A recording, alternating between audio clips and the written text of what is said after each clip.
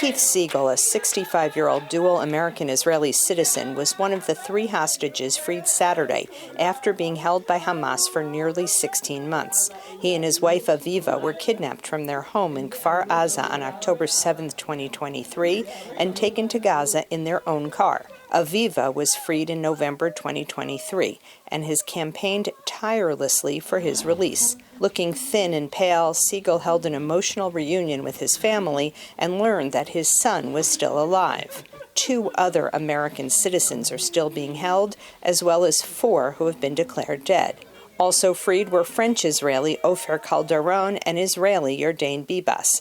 Additionally, Bibas's wife and 2 young boys were taken hostage. Hamas told him they were killed in an Israeli airstrike. Israel has not been able to confirm their deaths. As part of the ceasefire deal, Israel freed dozens of Palestinian prisoners who were welcomed by cheering crowds.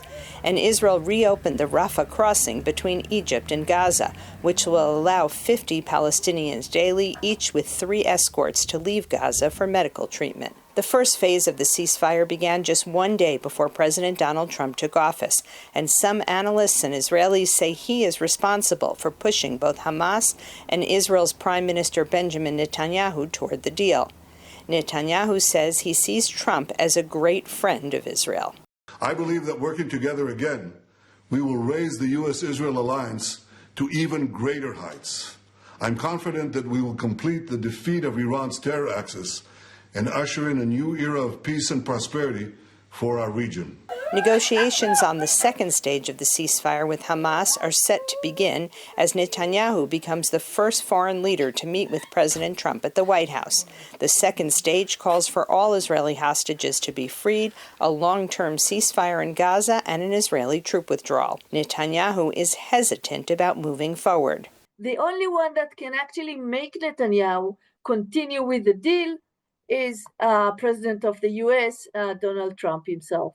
One of Netanyahu's former hardline coalition partners, Itamar Ben-Gvir, has pulled out of the government, and a second one, Bezalel Smotrich, says he will leave if the government goes ahead with the ceasefire.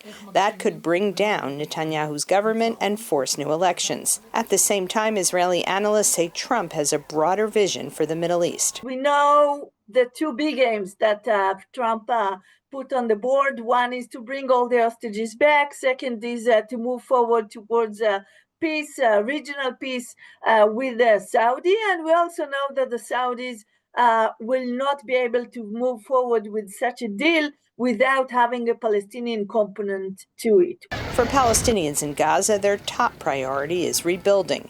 Trump has said that more than 1 million Palestinian refugees could be taken in by Jordan and Egypt, an idea they, as well as the Palestinians, say is a non-starter.